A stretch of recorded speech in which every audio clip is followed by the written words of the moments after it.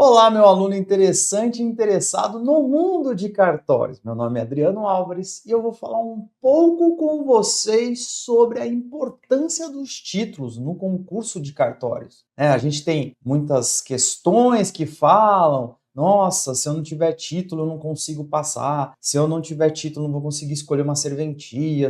Calma, vamos lá que eu vou falar e vou detalhar para você tudo o que é preciso para que você tenha essa noção geral sobre os títulos e como obtê-los. Como é que eu consigo ter esses títulos ao longo, dos meus concursos e tudo mais? Primeiramente, senhores, a gente precisa entender um pouco aí dos pesos e contrapesos que existem em relação ao concurso de cartórios. Então, para que a gente tenha aí a visão e a visualização em relação aos pesos e contrapesos aí para vocês, o que nós temos? Nós temos que a prova objetiva ela é só eliminatória. Então, se você chegar lá no mínimo da prova objetiva e passar, zerou o game. Começa tudo de novo, porque não tem peso nenhum. E lá, quando tiver na prova escrita e prática, Adriano, opa, aí sim, lá é peso 5. Faz muita diferença qualquer décimo que você consiga na sua nota. E na prova oral, Adriano? Peso é 4.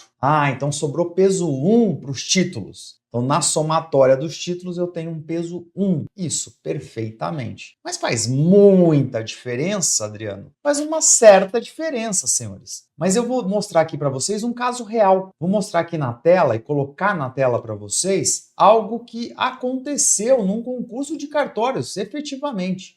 Um concurso de cartórios de 2025. Então, vou dar uma olhadinha aqui. Veja o primeiro colocado. O primeiro colocado fez 67 na prova objetiva. Olha que legal. Ele passou para a segunda fase. Ele não foi a pessoa que mais fez pontuação. Pode ver que nós temos 71, 74, e 75, ou seja, o 10º colocado fez a maior pontuação na objetiva. E ele não foi o primeiro colocado. Por quê? Porque não pouco importa. O que importou foi o quê? A prova escrita e prática. O primeiro colocado fez 7,75. O segundo colocado fez 6,5. Nossa, mas ele fez uma nota baixa. Ele foi a menor nota. Calma que a gente já vai ver o porquê que ele ficou em segundo lugar. 7,3 fez o terceiro, 7,5 fez o quarto, 7,1 fez o quinto colocado, 7,4 fez o sexto colocado, o sétimo colocado fez 7,6, 7,05 fez o oitavo colocado, 7,5 fez o nono colocado, e aquele candidato que fez 75 na prova objetiva fez 6,8 na prática e escrita. Olha que interessante. Aí chegamos na prova oral. Na prova oral, quase todos ficaram muito próximos. Olha só, o primeiro colocado fez 7,3, o segundo colocado 7,2, terceiro 7,2, o quarto 7,4, o quinto colocado fez 7,5, foi a maior nota na fase oral. Mas ele fez 7,1 lá na escrita. 7,4 fez o sexto colocado, 7,1 fez o sétimo colocado, o oitavo colocado fez 7,2 e o nono e décimo fizeram 7,4. Olha que interessante. Perfeito, Adriana. Essa parte eu já entendi aqui das contas. E os títulos? Olha só, o primeiro colocado ficou com 4,5 de títulos, no geral. Só que o segundo colocado tem a pior nota na prática escrita, mas ele tem 10. E como ele ficou muito próximo com 7,2 dos demais candidatos de primeiro a décimo, o 10 dele fez a diferença para ele chegar aonde? Para ele chegar ao segundo lugar. Veja que ele conseguiu a computação do segundo lugar. Mas ele empatou. E aí no desempate, que foi a primeira fase, fez a diferença. Aí sim a primeira fase faz a diferença no desempate. Ele ficou em segundo lugar. O terceiro colocado tem 6,5. O quarto colocado 4. O quinto colocado 5. Olha aqui, o sexto colocado, ele tem 3,5. Ele fez 7,4, 7,4 e 3,5. Ficou com nota geral de 7,01.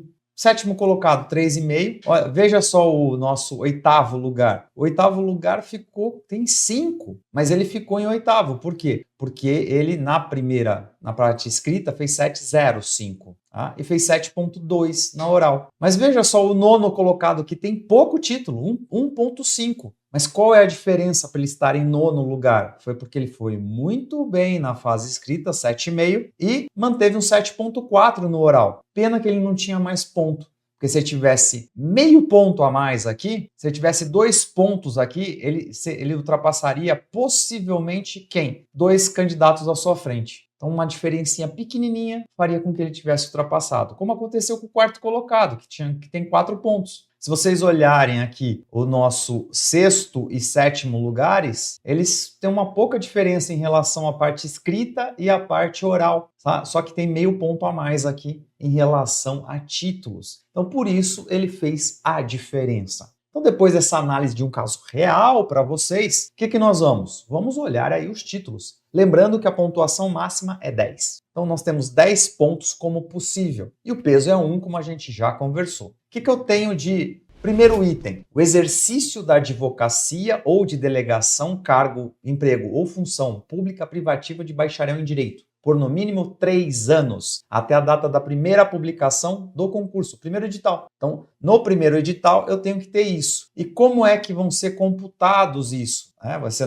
no primeiro edital e eu tenho que preencher os requisitos. E como é que eu consigo comprovar o meu exercício da advocacia? Muitas vezes você vai precisar do quê? Daquele item em relação à comprovação da atividade. Como é que eu comprovo a atividade de advogado? Uma certidão da OAB. A certidão da OAB tem que me comprovar que eu tenho 3 anos até a data do primeiro edital. Toma cuidado, porque não é ano cheio. Por isso que você precisa da certidão da OAB. A OAB vai dizer quando você pegou a sua carteirinha e, a partir disso, você pôde advogar. Deste lapso, tem que comprovar 3 anos. Então, não é ano cheio, como você acha. Eu peguei minha carteirinha em 2024. Só que você pegou em que mês? Peguei em agosto de 2024. De 2023 ou 2022.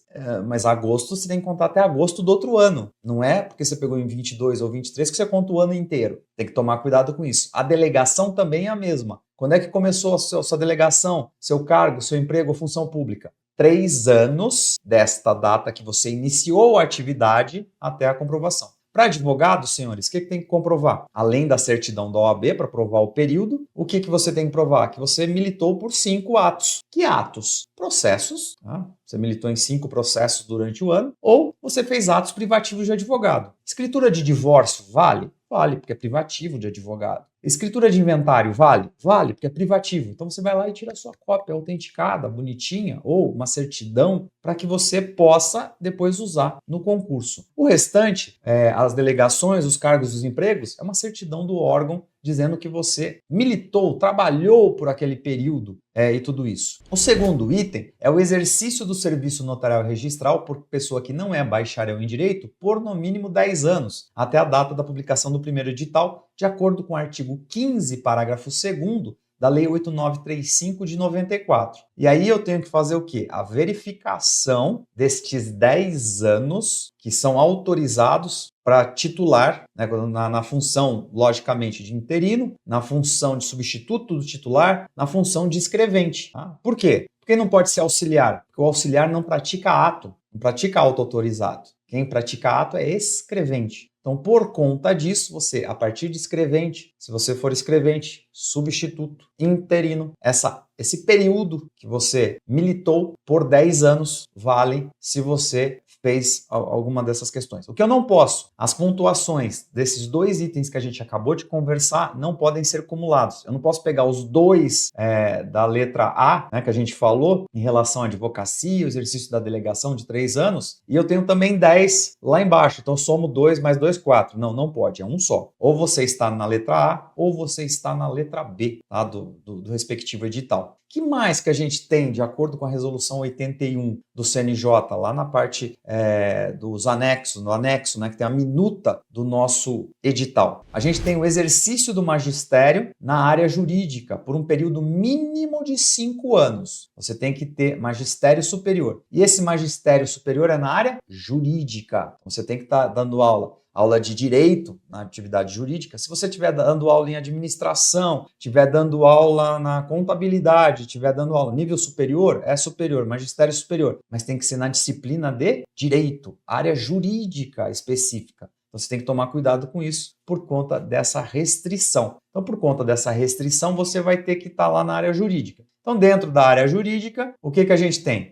Se você foi admitido por concurso ou processo seletivo, um e-mail. Se você não foi admitido por concurso, foi um contrato, admissão só do corpo docente, sem concurso, 1 ponto. Mas lembrando que tem que ter um mínimo de 5.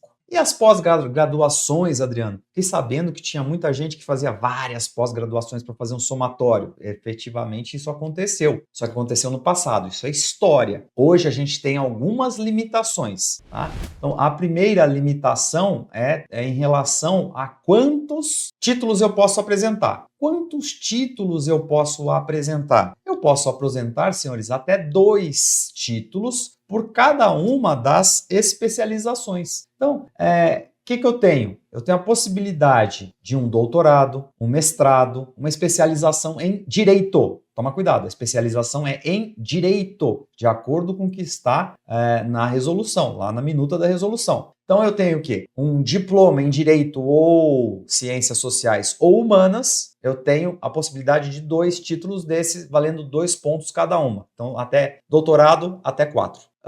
Mestrado. Mestrado também em Direito, Ciências Sociais ou Humanas. O que eu tenho de direito? Eu tenho 1 ponto, podendo chegar a 2. Então, só aqui, se você for um acadêmico, você tem 4 de doutorado, mais 2 de mestrado. Já estamos com 6. Mais a especialização, que podem ter mais 2, mais 1 ponto, são 7. Aí se você lembrar lá em cima, né, dos 2 pontos que a gente tem da atividade e tudo mais, já tem 9 aqui, já tem 9. Se você deu aula, fechou os 10. Você fecha os 10 só aqui. Tá? Lembrando que a especialização é em direito, tem que ter carga mínima de 360 horas e tem que ter monografia no final do curso. A monografia, o título da monografia tem que estar descrito no seu diploma. Também é aceito que a declaração da conclusão das pós-graduações para que você possa utilizar isso, né, no seu, desde que acompanhado, logicamente, do histórico escolar, histórico do curso, para que você possa entregar, né, com validade. Lembrando que você computa todas essas questões até o primeiro edital. Tá? Até o primeiro edital você tem que estar com tudo completo. O que mais que nós temos, Adriano? Eu não tenho lá magistério, eu não tenho aptidão para dar aula, tenho como conseguir algo que está faltando com outra relação? Tem com os próximos 2 itens que tem lá no nosso querido edital, que é o quê? Você ter no mínimo 1 ano por ao menos 16 horas mensais de atividade de conciliador voluntário ou de prestação de assistência jurídica voluntária. Você tem meio ponto. Você tem que ficar 1 ano por 16 horas mensais como conciliador voluntário, né, nos Sejusques da vida, ou na prestação de atividade jurídica voluntária, tá? Lá na OAB. Veja, senhores, é meio ponto. Tá? Faz a consciência aí de acordo com o que você tenha. Se você está na atividade jurídica e está como advogado, né, e tudo mais, vai lá fazer parte disso. Período igual a 3 eleições, contadas uma vez só, de serviço prestado em qualquer condição à Justiça Eleitoral, vale meio ponto. Nas eleições, quando tenhamos 2 turnos, você conta só 1 período. Você conta uma eleição. O que você pode pegar? Pode pegar aquelas eleições suplementares, aquelas que foram canceladas e tudo mais. Aqui você tem mais meio ponto na sua nota de títulos. E, para finalizar, lembrar que a somatória de tudo isso não pode ser superior a 10. 10 é o máximo, 10 é o teto. 1 ponto é o que você ganha com toda essa nossa estruturação, com todo esse nosso approach. Certo, senhores? Bom, espero que tenham gostado, que tenham entendido a logística e a lógica em relação a essa parte dos títulos no concurso de cartórios. Vá atrás dos seus títulos. Espero que você seja muito feliz e logo tenha uma serventia para chamar de sua. Não esqueça de fortalecer aqui, dar o seu joinha, segue a gente lá, né, nas redes sociais, segue o Estratégia e me segue também lá no Instagram, no @AdrianoCSAlvares. Espero vê-los logo numa próxima oportunidade.